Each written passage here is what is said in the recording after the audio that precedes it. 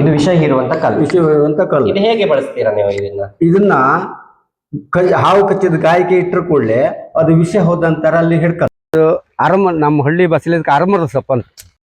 ಇದೇ ನಮ್ಮ ಮನೆ, ಇದು ಹಳೆಯ ಮನೆ. ನಮ್ಮ ಅಜ್ಜ ಅಪ್ಪ ಎಲ್ಲ ಇದ್ರಾಗೆ ಔಷಧಿ ಕೊಡ್ತಾ ಇದ್ರು. ಹಾಯ್ ಹಲೋ ನಮಸ್ಕಾರ, ನಾನು ನಿಮ್ಮ ಪ್ರವೀಣ್ ಆಚಾರ್ಯ ಗೋಳಿಂಗಡಿ. ಇವತ್ತು ನಾವು ಬಂದಿರೋದು ಶೇಡಿಮನೆ ಗ್ರಾಮದ ಮಾಯಾ ಬಜಾರಿನ ಕರ್ಪಾಡಿಗೆ. ಇಲ್ಲಿ ವಿಶೇಷವಾಗಿ ಹಾವುಗಳನ್ನ ಕಚ್ಚಿದ್ರೆ ಔಷಧಿಗಳನ್ನ ಕೊಡುವಂತ ನಾಟಿ ವೈದ್ಯರು ನಮ್ಮ ಜೊತೆ ಇದ್ದಾರೆ. ಅವರನ್ನ ಪರಿಚಯ ಮಾಡೋಣ ಬನ್ನಿ. ನಮಸ್ಕಾರ, ನನ್ನ ಹೆಸರು ಭೋಜನಾಯಕ, ಕರ್ಪಾಡಿ, ಶೇಡಿಮನೆ ಗ್ರಾಮ, ಹೆಬ್ರಿ ತಾಲೂಕು. ನಾನು ಸುಮಾರು 35 ವರ್ಷದಿಂದ ಈ ನಾಟಿ ಮದ್ದು ಕೊಡ್ತಾ ಇದ್ದೀನಿ. ನೀವು ಇದನ್ನ ಹೇಗೆ ಕಲ್ತ್ರಿ? ಕಲ್ತಂದ್ರೆ ಮೊದಲು ನಮ್ಮ ಅಜ್ಜ ಕೊಡ್ತಿದ್ರ. ಓಕೆ. ಅದ್ರ ಮೇಲೆ ನಮ್ಮ ಅಪ್ಪಯ್ಯ ಔಷಧಿ ಕೊಡಿಸ್ಕೊಂಡ್ರು. ಅವ್ರ ಕಾಲದಲ್ಲಿ ಅವ್ರ ಜೀವಂತ ಇರುವಾಗಲೇ ನಾನು ಅವ್ರಿಗೆ ಸ್ವಲ್ಪ ಹುಷಾರಿರಲಿಲ್ಲ. ಮತ್ತೆ ಅವ್ರ ಜೀವಂತ ಇರುವಾಗಲೇ ನಾನು ಸ್ವಲ್ಪ ಕಲ್ತದ್ದೆ. ನೀವೀಗ ಅಜ್ಜನಿಂದ ನೀವು ಕಲ್ತದ್ದು? ಈಗ ಅಜ್ಜನಿಂದ ಅಪ್ಪಯ್ಯ, ಅಪ್ಪಯ್ಯನಿಂದ ನಾನು ನೀವು ಕಲ್ತದ್ದು. ಪೀಳಿಗೆಯಿಂದ ಪೀಳಿಗೆ ಅಂದ್ರೆ ಸುಮಾರು ನನಗೆ ಗೊತ್ತಿರ್ಲಾಕದಂಗೆ ನಾವು 3ನೇ ತಲೆಮಾರ. ಅದೇ ನಮ್ಮ ಪಿಜ್ಜನು ಸಹ ಔಷಧಿ ಕೊಡ್ತಿದ್ರಮ್ರ. ಆ ಲೆಕ್ಕದಿಂದ 4ನೇದಾಗಿ ನಾನು ಕೊಡ್ತಾ ಇದ್ದೆ. ಈಗ 4ನೇ ತಲೆಮಾರದಿಂದ ನಾನು ಕೊಡ್ತಾ ಇದ್ದೆ. ನೀವು ಯಾವುದೇ ಔಷಧಿಗಳನ್ನ ಕೊಡ್ತೀರಿ ಯಾವ ಕಾಯಿಲೆಗಳಿಗೆ? ನಾವು ಪೂರ್ವಜದಿಂದ ಹಾವು ಕಡಿತಕ್ಕೆ ಎತ್ತದ ಕೈ, ಮತ್ತ ಅದ್ರ ಮೇಲೆ ಸರ್ಪ ಸುತ್ತು, ನಡುಕಂಚಿ, ಹೆಪ್ಪಟ, ಗುರು, ಅರೆ ತಲೆನೋವು, ಈಗ ಸಣ್ಣ ಪುಟ್ಟ ಕಾಯಿಲೆಗೆಲ್ಲ ಔಷಧಿ ಕೊಡ್ತಾರೆ. ಅದ್ರೊಟ್ಟಿಗೆ ಜಾನುವಾರುಗಳಿಗೂ ಔಷಧಿ ಕೊಡುತ್ತೆ. ಓಕೆ. ಈಗ ಪ್ರಥಮವಾಗಿ ನೀವು ಹಾವುಗಳ ಕಚ್ಚಿದ್ರೆ ಪ್ರಥಮವಾಗಿ ಔಷಧಿಯನ್ನ ಕೊಡ್ತೀರಾ. ಇದನ್ನ ನೀವು ನಿಮ್ಮ ಅಜ್ಜ ಅಪ್ಪನಿಂದ ನೀವು ಕಲ್ತಿದ್ರಿ. ಈಗ ಹಾವು ಕಚ್ಚಿದವರು ಎಷ್ಟು ಜನ ಬರ್ತಾರೆ ಇಲ್ಲಿಗೆ? ಹಾವು ಕಚ್ಚಿದ ಇಷ್ಟೊತ್ತಿನೊಳಗೆ ನಮ್ಗೆ ಇಟ್ಲೆ ಒಂದು ಪ್ರಶಸ್ತಿ ಆಯ್ತು, ಜಿಲ್ಲಾ ರಾಜ್ಯೋತ್ಸವ ಪ್ರಶಸ್ತಿ ಆಯ್ತು. ಅದ್ರ ಮೇಲೆ ಸುಮಾರು 1900 ಜನರಿಗೆ ಔಷಧಿ ಕೊಟ್ಟಿದೆ. ಎಲ್ಲರೂ ಗುಣಮುಖ ಇರ. ಅದು ಪುಸ್ತಕದಲ್ಲಿ ಬರ್ದಿಟ್ಟು ಇಂತಿಂತರ ಬಂದಿರಿ, ಇಂತರ ಬಂದು ಗುಣಮುಖರಾಗ ಪುಸ್ತಕ ಕಂಪ್ಲೀಟ್ ಬರ್ದಿಟ್ಟಿದ್ದಾನೆ. ಹೆಸರು, ಅವ್ರ ವಿಳಾಸ ಎಲ್ಲ ಪೂರ ಬರ್ದಿಟ್ಟಿದೆ. ಹಾಗಾದ್ರೆ ನೀವು ಕುಂದಾಪುರ ಭಾಗದ ಹಲವಾರು ಜನ ಇಲ್ಲಿಗೆ ಬರ್ತಾರೆ. ಕುಂದಾಪುರ ಬಿಟ್ಟು ಸಾಧಾರಣ ಮೊನ್ನೆ ಒಬ್ರು ಬೆಂಗಳೂರಾಗ ಹಾವು ಕಚ್ಚಿದಾರ. ನಮ್ಮ ಇಲ್ಲಿ ಬಿದ್ಕ ಕಟ್ಟಿಯವ್ರ ಬೆಂಗಳೂರಿನ ಹಾವು ಕಚ್ಚಿದ್ದು ಇಲ್ಲಿಗೆ ಬಂದಿರ. ಸಾಯಂಕಾಲ ಬಸ್ ಹತ್ತಿ ಬೆಳಮುಚ್ಚಿ ಇಲ್ಲಿ ಬಂದಿರ ಬೆಂಗಳೂರಿಂದ. ಅಷ್ಟೊಂದು ಬೇಡಿಕೆ. ಓಕೆ. ಈಗ ಹಾವು ಕಚ್ಚಿದಾಗ ನಿಮ್ಗೆ ಇದೇ ಹಾವು ಅಂತ ಹೇಗೆ ಗೊತ್ತಾಗ್ತದೆ? ಹಾವು ಕಚ್ಚಿದ ಕೂಡಲೇ ಕೆಲವು ಹಾವುಗಳು ಕಚ್ಚಿದ ಕೂಡಲೇ ಬಕ್ಕೆ ಬದತ್, ಕೆಲವು ಹಾವು ಕಚ್ಚಿದ ಕೂಡಲೇ ಬಾತ್ ಬದತ್, ಕೆಲವು ಹಾವು ಕಚ್ಚಿದ ಕೂಡಲೇ ವಾಂತಿ ಅಥವಾ ತಲೆನೋವು ಇದೆಲ್ಲ ಶುರುವಾಗ್ತದೆ. ಹಿಂಗೆಲ್ಲ ನಾವು ಅದು ಯಾವ ಹಾವು ಕಚ್ಚಿದ್ರೆ ಇಂಥ ತರ ನಮ್ಗೆ ಗೊತ್ತಿರತ್ತದ. ಅದೇ ಹೌದಂತಾರೆ, ಅದೇ ಹಾವು ಅಂತ ನಾವು ಔಷಧಿ ಕೊಡತ್ತೆ. ಸರ್, ಇದೀಗ ಹಾವು ಕಚ್ಚಿದಾಗ ಪ್ರಥಮ ಚಿಕಿತ್ಸೆ ನಾವು ಏನ್ ಮಾಡ್ಬೇಕಾಗ್ತದೆ? ಹಾವು ಕಚ್ಚಿದ ಕೂಡ ನಮ್ಮ ಹಳ್ಳಿ ಪದ್ಧತಿ ಲೆಕ್ಕದಂಗೆ ಒಂದು ಕಟ್ ಹಾಕ, ಹಾವು ಕಚ್ಚಿಗಿಂತ 5-6 ಇಂಚ್ ಮೇಲೆ ಕಟ್ ಹಾಕ ನೀರು ಕುಡುಕ್ ಆಗ. ನಮ್ಮ ಹಳ್ಳಿ ಒಡಿಕೆ ಹಾಗೆ. ಈಗೆಲ್ಲ ದಾಟಲೆಲ್ಲ ಅವ್ರು ಕಟ್ಟಕ್ ಆಗ ಅಂತ. ಅದು ಯಾಕೆ ಹೇಳ್ರು ಏನೋ ನಂಗೆ ಗೊತ್ತಿಲ್ಲ, ಅದು ಅವ್ರಿಗೆ ಬಿಟ್ಟು ವಿಷಯ. ನಮ್ಮ ಹಳ್ಳಿ ಪ್ರಕಾರ ಅಂತಾರೆ ಕಟ್ ಹಾಕೋದು ಮೇನ್. ಅದ್ಮೇಲೆ ನೀರು ಕುಡುಕಾಗ ಮತ್ತೆ ಹಳ್ಳಿ ಪಂಡಿತರು ಅಥವಾ ಆಸ್ಪತ್ರೆಗೆ ಹೋಗೋದು ಅದು ಮಾರ್ಕ್ಯಾತ್. ಮತ್ತೆ ಯಾಕಂದ್ರೆ ಯಾವ ಹಾವು ಕಚ್ಚಿದ ಕೂಡಲೇ ಕೆಲವರೆಲ್ಲ ಸಣ್ಣ ಹಾವು ಕಚ್ಚಿದ್ದ, ಮೊರಿ ಹಾವು ಕಚ್ಚಿದ್ದ, ಹೆಂಗಂತಾರೆ ಅದನ್ನ ಯಾರನ್ನೂ ಸಸಾರ ಮಾಡದೆ ಡಾಕ್ಟ್ರು ಅಥವಾ ನಾಟಿ ವೈದ್ಯರು, ಅನುಭವಿ ನಾಟಿ ವೈದ್ಯರು ಅವರು ಸಂಪರ್ಕ ಮಾಡೋದು ಒಳ್ಳೇదని ನನ್ನ ಅನಿಸಿಕೆ. ಈಗ ಇಂಥದ್ದೇ ಹಾವು ಕಚ್ಚಿದೆ ಅಂತ ನಿಮ್ಗೆ ಹೇಗೆ ಗೊತ್ತಾಗ್ತದೆ? ಇಂಥದ್ದೇ ಹಾವು ಕಚ್ಚಿದೆ ಅಂದ್ರೆ ಅದೇ ಒಂದು ಹಾವು, ಕೆಲವು ಹಾವು ಕಚ್ಚಿದ್ರೆ ಬಕ್ಕೆ ಬದತ್, ಕೆಲವು ಹಾವು ಕಚ್ಚಿದ್ರೆ ಬರೇ ಬಾತ್ ಮಾತ್ರ ಬದತ್, ಕೆಲವು ಹಾವು ಕಚ್ಚಿ ಕೀರುವುದು ಮಾತ್ರ. ಯಾವುದೇ ಹಾವು ಕಚ್ಚಿದ್ರು ದೊಡ್ಡ ಗಾಯ ಆಗುತ್ತಿಲ್ಲ. ಏನೋ ಸಣ್ಣ ಸೂಜಿ ಚುಚ್ಚಿದಷ್ಟೇ ಗಾಯ ಹಾಕಿದ್ ಬಿಟ್ರೆ ದೊಡ್ಡ ಹಾವು ಕಚ್ಚಿದ್ ದೊಡ್ಡ ಗಾಯ ಆಗುತ್ತಿಲ್ಲ, ಸಣ್ಣ ಹಾವು ಕಚ್ಚಿದ್ರು ಸಣ್ಣ ಗಾಯ ಆಗ್ತಿಲ್ಲ. ಹಾವು ಕಚ್ಚಿ 2 ಪಾಯಿಂಟ್ ಅಥವಾ 4 ಪಾಯಿಂಟ್ ಅದನ್ನ ಜಾಸ್ತಿ ಆಗ್ತಿಲ್ಲ. ಮತ್ತೆ ಕೆಲವರು 1 ಪಾಯಿಂಟ್ ಆಗಿದ ಕೂಡ ಹಾವು ಕಚ್ಚಿದಂತ. ಅದು ನಾವು ಅದನ್ನ ಹಾವು ಕಚ್ಚಿದ ಹೌದಲ್ಲ, ನಮ್ಗೆ ಕೆಲವು ನಮ್ಮ ಹತ್ರ ವಿಷದ ಕಲ್ಲಿದ್ದು ಬೇರ್ ಕೊಟ್ಟು ಕಾಣ್ತ. ನಾವು ಹಾವು ಕಚ್ಚಿದ್ ಹೌದಾ ಅಂತ ರಂಗು ಬರುತ್ತೆ ನಮ್ಗೆ. ವಿಷಕಲ್ಲಿಂದ ನೀವು ನೋಡ್ತಾ ವಿಷಕಲ್ಲು ಕೊಟ್ರೆ ಹಾವು ಕಚ್ಚಿದ್ ಹೌದಂತಾರೆ. ಆ ವಿಷಯದ ಒಂದು ಮಣಿ ಇತ್ತು ನಮ್ಮ ಹತ್ರ. ಅದ್ ನಮ್ಮ ಅಜ್ಜ ಪಿಜ್ಜನ ಕಾಲದಿಂದ ಇತ್ತ. ಅದನ್ನ ಕೊಟ್ಟ ಕೂಡ ವಿಷದ ಹಾವು ಅದು ಹಿಡ್ಕಂತದ, ಅಲ್ಲಿ ಕಚ್ಕಂತ. ಅದಲ್ಲದೆ ಕಚ್ಚುದೇ ಇಲ್ಲ. ಮತ್ತೆ ಒಂದು ಹಾವು ಒಂದೇ ಹಲ್ಲು ತಾಗದ್ರೆ ಅಥವಾ ಒಂದು ಗಾಯ ಆದಿದ್ರೆ ನಾವು ಅವೇ ಅಲ್ಲ ಅಥವಾ ಅದೇನೋ ಕಡ್ಡಿ ಗಿಡ್ಡಿ ಹಿಡಿದಂತ ಅವ್ರನ್ನ ವಾಪಸ್ ಕಳ್ಸ, ಔಷಧಿ ಕೊಡ್ದೇನೆ ವಾಪಸ್ ಕಳ್ಸೋದು. ಈ ಕೆಲವರು ಕಡ್ಡಿ ಹೆಗಟ್ರ ಕೂಡ ನಮ್ಗೆ ಹಾವು ಕಚ್ಚಿದ ಬಂದ್ರ ಅದನ್ನ ನಮ್ಗೆ ಅದನ್ನ ಹಾವು ಕಚ್ಚಿದೆ ಅದ್ ಕಚ್ಚಿದೆ ಹೇಳಿ ನಾವು ಸುಳ್ಳು ಹೇಳ್ತಾ ನಾವು ತಯಾರಿಲ್ಲ. ಯಾಕಂದ್ರೆ 4 ತಲೆಮಾರಿಯಿಂದ ನಾವು ಉಳಿಸ್ಕೊಂಡ್ ಬಂದಿದ್ದ.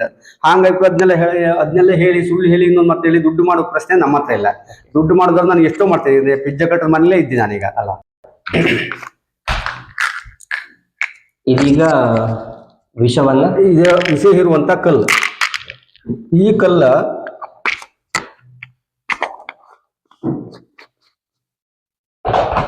ಇದು ವಿಷ ಹೀರುವಂತ ಕಲ್ಲು. ವಿಷ ಇರುವಂತ ಕಲ್ಲು. ಇದು ಹೇಗೆ ಬಳಸ್ತೀರಾ ನೀವು ಇದನ್ನ ಹಾವು ಕಚ್ಚಿದ ಗಾಯಕ್ಕೆ ಇಟ್ಟರು ಕೂಡಲೇ ಅದು ವಿಷ ಹೋದಂತರ ಅಲ್ಲಿ ಹಿಡ್ಕಂತ ಸುಮಾರು 4.5 ಗಂಟೆ ಟೈಮ್ ಬೇಕು ಅದು ಬಿಡ್ಕಾದ್ರೆ. ವಿಷ ಪೂರ್ತಿ ಹೀರಿ ಆದ್ರ ಮೇಲೆ ಅದು ಕಲ್ಲು ಬಿಟ್ಟೋದು. ಆಗ್ಲಿಕ್ಕೆ ಆ ಕಲ್ಲನ್ನ ಹಾಲಿಗೆ ಹಾಕಿ ರುದ್ದಾಂ. ಹಾಲು ಬಣ್ಣ ಕಪ್ಪತ್ ಆಮೇಲೆ ತೊಳೆದಿಟ್ಟು ಮತ್ತೆ ಇನ್ನೊಂದು ದಿವಸ ಉಪಯೋಗಿಸುತ್ತೆ ನಾವು ಅದನ್ನ. ಇದು ವಿಷವನ್ನ ತೆಗೆಯುವಂತ ಒಂದು ಕಲ್ಲು.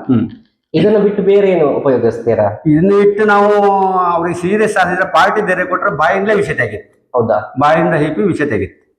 ಮತ್ತೆ ಅವ್ರ ಪಾರ್ಟಿ ಸ್ವಲ್ಪ ಧೈರ್ಯ ಕೊಡಕ್ಕೆ. ಈಗೆಲ್ಲ ಆಧುನಿಕ ತಂತ್ರಜ್ಞಾನಗಳು ಜಾಸ್ತಿ ಇದಾತ.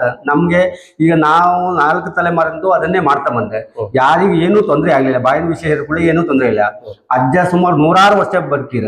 ನಮ್ಮ ಅಪ್ಪ ಏನು 82 ವರ್ಷ ಬರ್ತಿದೆ. ನಾನು ಈಗ ಅರ್ಧ ಪ್ರಾಯ ದಾಟಿತೆ.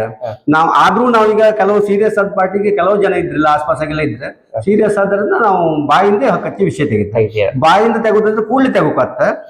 ಕಲ್ಲು ಅಂತ ಸುಮಾರು 4.5 ಗಂಟೆ ಬೇಕಾಗ್ತ. ಎಷ್ಟು ಜನದ ವಿಷಯವನ್ನ ತೆಗ್ದೀರಾ ಬಾಯಿಂದ?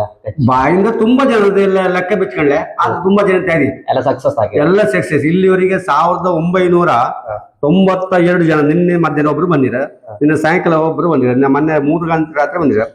ಇಲ್ಲಿಗೆ 1905 ಜನಕ್ಕೆ ಆಯ್ತು ಹಾವು ಕಚ್ಚಿದೆ 2 ವರ್ಷ ಈಚೆಗೆ. ಅವ್ರು ಪೂರ್ತಿ ಗುಣಮುಖ ಬಿಟ್ರೆ ಒಬ್ರು ಫೈಲ್ ಆಗಿಲ್ಲ. ಇದು ಪೂರ್ತಿ ಹೆಸರು ಪೂರ್ತಿ ಬರ್ಕೊಂಡಿದ್ದ ನಾವಲ್ಲ.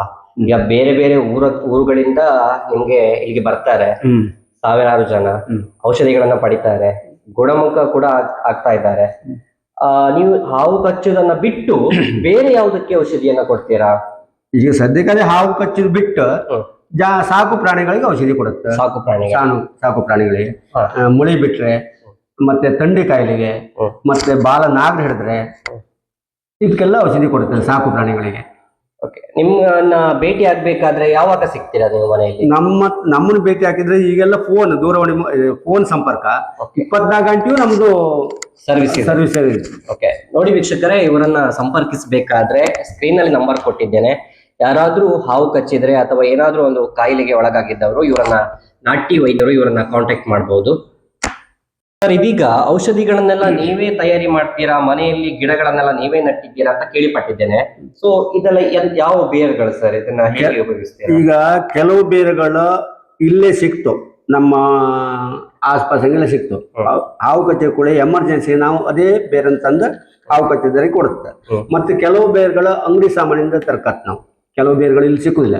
ಅಂಗಡಿಯಿಂದ ಕೆಲವು ಬೇರುಗಳಿಂದ ಅಥವಾ ಬೇರೆ ಬೇರೆ ಗಿಡ ಗಿಡ ಕೆಲವು ತರ್ಕತ್ತ.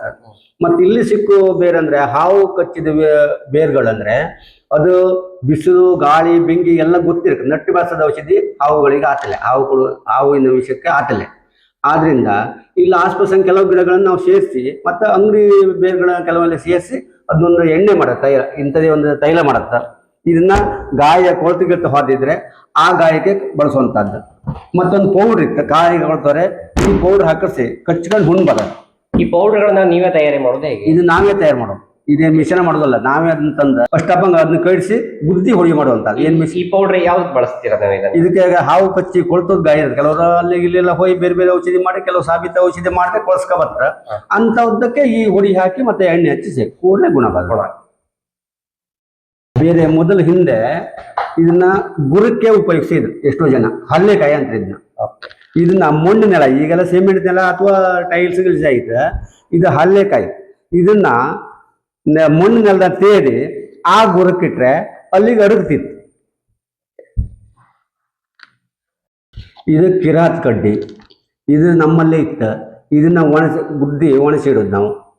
ಇದು ಯಾವುದಕ್ಕೆ ಉಪಯೋಗ ಆಗ್ತದೆ? ಅದು ತುರಿ ಕಜ್ಜಿ ಅಥವಾ ಬೇರೆ ಬೇರೆ ಕಾಯಿಲೆಗಳು, ತುಂಬಾ ಮನುಷ್ಯರ ಎಲ್ಲ ಕಾಯಿಲೆಗಳಿಗೂ ಆಗ್ತದೆ. ಇದು ಪಾತಾಳಗಡ. ಪಾತಾಳಗಡ ಅಂದ್ರೆ ಬಿಳಿ ಮತ್ತೆ ಕೆಂಪು ಎರಡು ಇತ್ತು ಅದರಲ್ಲಿ. ಇದು ಬಿಳಿ ಪಾತಾಳಗಡ. ಇದು ಯಾವ ಕಾಯಿಲೆಗೆ? ಇದು ಹಾವು ಕಡಿತಕ್ಕೆ ಉಪಯೋಗಿಸುವಂತದ್ದು. ಇದನ್ನೆಲ್ಲ ನೀವೇ ತಯಾರಿಯನ್ನು ಮಾಡ್ಕೊಂಡು? ಇದೆಲ್ಲ ನಾವೇ ತಂದು ಒಯ್ಸಾಗ ತಂದು ಒಣಸಿಡೋದು. ಈಗ ಮಳೆಗಾಲದ ಸಿಕ್ಕುತ್ತಲ್ಲ ಆಳಿಗೆ ಒಯ್ಸಾಗ ತಂದು ಒಣಸಿಡುತ್ತೆ ನಾವು.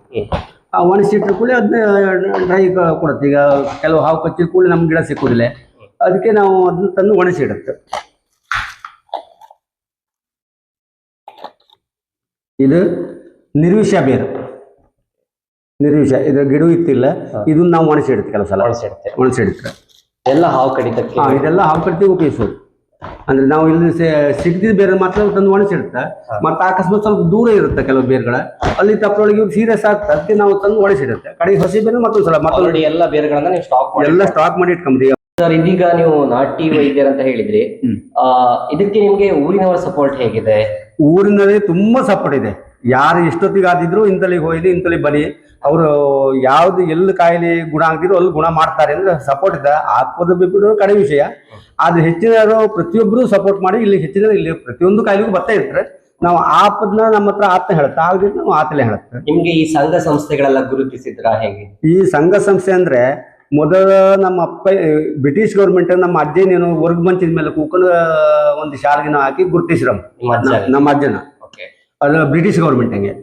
ಅದ್ರ ಮೇಲೆ ನಮ್ಮ ಅಪ್ಪನೇ 30 ವರ್ಷದ ಹಿಂದೆ ಪಂಚಾಯತ್ ಅನ್ನು ಸನ್ಮಾನ ಮಾಡಿದ್ರು ನಿಮ್ಮ ಪಂಚಾಯತ್, ನಮ್ಮ ಪಂಚಾಯತ್ನಲ್ಲಿ. ಅದ್ರ ಮೇಲೆ ನನಗೆ ಸಾಧಾರಣ ಗಟ್ಟಾಯಿಲ್ಲ ಒಂದು 80 ಸನ್ಮಾನ ಪ್ರಶಸ್ತಿ ಅಂತ ಆಯ್ತು. ಅದ್ರ ಮುಂದೆ ರಾಜ್ಯೋತ್ಸವ ಆಯ್ತು. ರಾಜ್ಯೋತ್ಸವ ಪ್ರಶಸ್ತಿ ಕೂಡ ನೀವು ಕೊಡ್ತೀರಾ? ಪ್ರಶಸ್ತಿ ಅವ್ರು ಹ್ಯಾಂಗ್ ಬಂತ ಏನೋ ಗೊತ್ತಿಲ್ಲ, ಅದು ಸಹ ಬಂದಿತ್ತು ಕಳೆದ 24 ಇಸ್ವಿಯಲ್ಲಿ. ಈ ನಾಟಿ ಔಷಧಿಯನ್ನ ಕೊಡ್ತೀರಲ್ಲ, ಇದಕ್ಕೆ ಯಾವ ರೀತಿಯ ಚಾರ್ಜಸ್ ಗಳನ್ನ ನೀವು ತಗೊಳ್ತೀರಾ? ಚಾರ್ಜಸ್ ಅಂದ್ರೆ ನಮ್ ಹಿಂದಿಂದು ಯಾರು ಚಾರ್ಜಸ್ ಹೇಳಲಿಲ್ಲ, ನಮ್ಮ ಅಜ್ಜನೂ ಹೇಳಲಿ. ನಮ್ಮ ಅಜ್ಜ 20ಗೆ ನಮ್ಮ ಅಜ್ಜನ ಬೀಡಿ ಸೇದು ಒಂದು ಚಟಾಜೋರಿ, ಅವ್ರಿಗೆ 1 ಕಟ್ ಬೀಡಿ ಕೊಟ್ಟು ಅಷ್ಟು ಖುಷಿ ಅವ್ರಿಗೆ, ಅದ್ರಕ್ಕೂ ಅಷ್ಟು ಖುಷಿ ಮತ್ತೆ ಯಾವ್ದಿಲ್ಲ. ನಮ್ಮ ಆಗಳಿಗೆ ಅದನ್ನೇ ಪರಿಸ್ಥಿತಿ ಬರ್ತಿದೆ. ನಮ್ಮ ಅಪ್ಪಯ್ಯ ಮಾಡ್ತಾ 1 ಕಾಯಿ ಕೊಟ್ರೆ ಸರ್ ಅವರಿಗೆ, 1 ಕಾಯಿ 1 ಕಟ್ ಬೀಡಿ ಕೊಡ್ಸಿ ಅವ್ರಿಗೆ, ಒಂದು ಬೀಡಿ ಚಟ ಅಲ್ಲ. ಆದ್ರೆ ನಮ್ಗೀಗ ಆ ಚಟ ಯಾವ್ದಿಲ್ಲ. ಆದ್ರೆ ಕೆಲವರು ಕೊಡ್ತಾರೆ, ಕೆಲವರು ಯಾವುದೇ ಚಾರ್ಜಸ್ ಇಲ್ಲ. ಅವ್ರು ಕೊಟ್ಟು ಔಷಧಿ ಕೊಡ್ತೇನೆ, ಕೊಡ್ದಿದ್ರು ಔಷಧಿ ಕೊಡುದು. ಬೇಡಿಕೆಗಳು ಯಾವ್ದು? ಬೇಡಿಕೆ ಯಾವ್ದು ಅವ್ರಾಗೆ ಕೊಟ್ಟರೆ ಸ್ವೀಕಾರ ಮಾಡೋದು. ಅದು ಜಾಸ್ತಿ ಕೊಡಿ, ಸ್ವಲ್ಪ ಕೊಡಿ ಅಂತ ಹೇಳುದು.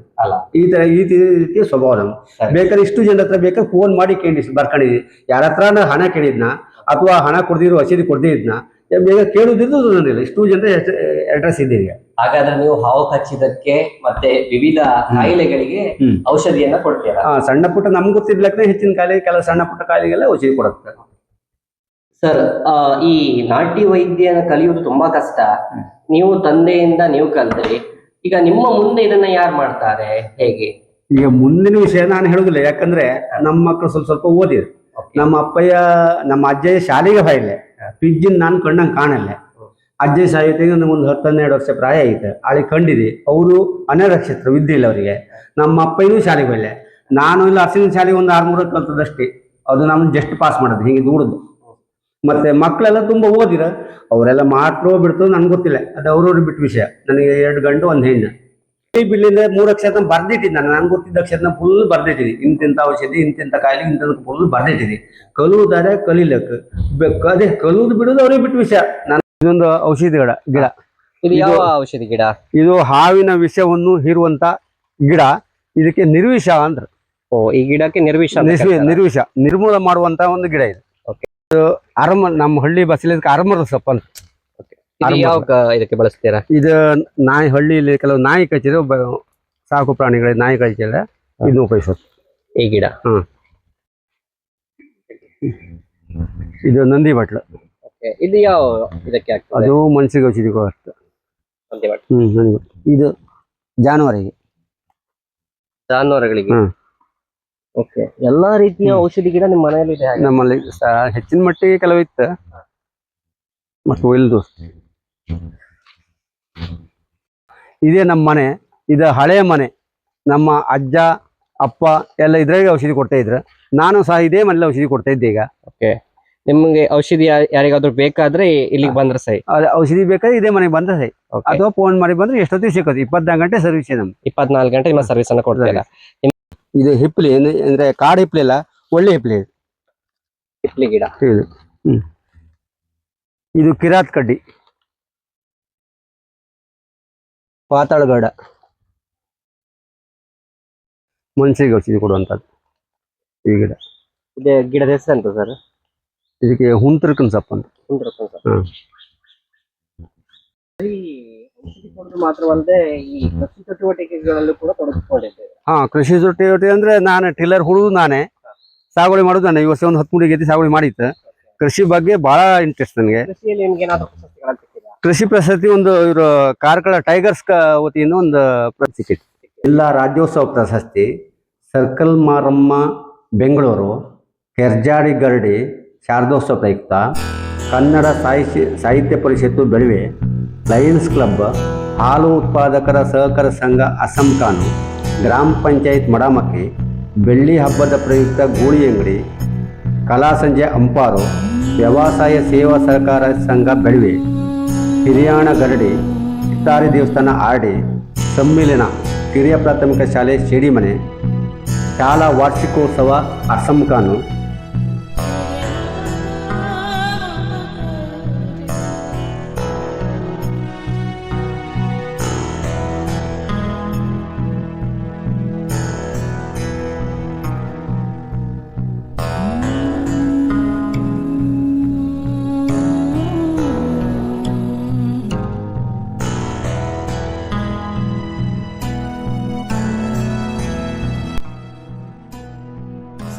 ನೋಡಿದ್ರಲ್ಲ ವೀಕ್ಷಕರೇ, ಇಷ್ಟು ಹೊತ್ತು ನಮ್ಮೊಂದಿಗೆ ಭೋಜು ನಾಯ್ಕರವರು ಹಾವು ಕಚ್ಚಿದ್ರೆ ಅದಕ್ಕೆ ಮದ್ದನ್ನು ಯಾವ ರೀತಿಯನ್ನು ನೀಡ್ತಾರೆ ಎಂಬುವ ಸಂಪೂರ್ಣ ಮಾಹಿತಿಯನ್ನು ನೀಡಿದ್ದಾರೆ. ಇಷ್ಟು ಹೊತ್ತು ನಮ್ಮ ಚಾನೆಲ್ನ ವೀಕ್ಷಣೆ ಮಾಡಿದ ನಿಮಗೂ ಕೂಡ ಧನ್ಯವಾದಗಳು.